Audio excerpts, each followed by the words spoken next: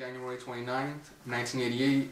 I was born in Puerto Peñasco, which you guys call Rocky Point, Mexico. And my grandmother's been taking care of me ever since I was an infant, just a little kid. I've never known my parents.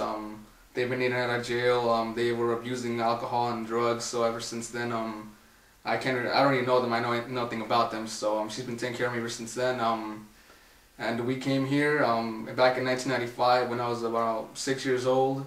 And that's when she married my grandfather, who is African American, and we lived in Toltec, and that's when I attended grade school in Toltec.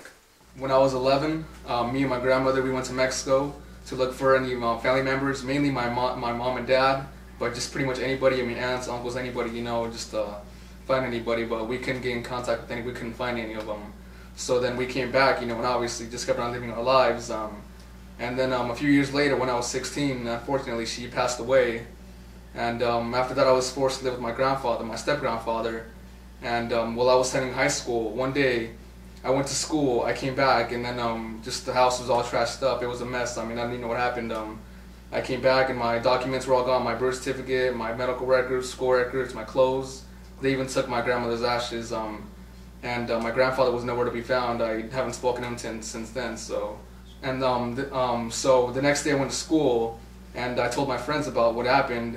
And then the day after that, that's when then my friends and their family, they came to my trailer where I lived over there in Toltec, and that's when they offered me a place to stay, and I stayed with them until I graduated from high school. And after that, at the same time during high school, I wanted to join the Marines. I've wanted to join the Marines for the longest time, and so I got in contact with one of the recruiting officers from the Marines, and him and I actually got pretty close. I mean, it started off, you know, just kind of talked to him at first, you know, wanted to recruit me, but and all that, but I just started to kind of like build a relationship with him. You know, he and I, we started working out together and all that, and I was hoping that the dream ever will pass. You know, I mean, you know, so hopefully I can go to the Marines. That's been my dream for so long, but unfortunately it hasn't passed yet. So I've been living a good, clean life. I've stayed out of trouble. I'm not anything with the law. I mean, you know, I've stayed out of trouble all the way. I've stayed in shape just in case. I mean, one day I might, you know, be able to join the Marines. So I mean, I'm still trying to, you know, I still have my hopes for that. And I mean, this is it. I mean, this is my home. I mean, I have nowhere else to go. I mean, if this is all I know, this is my only language I know, and it's just my home. I've been here for so long, the majority of my life, and I want to build a life here. I mean, I want to raise a family here, and I want to live the American dream. I love this country. I mean, and it's just, I mean, that's all I can think of. And if I go back, I can't imagine a life anywhere else but here.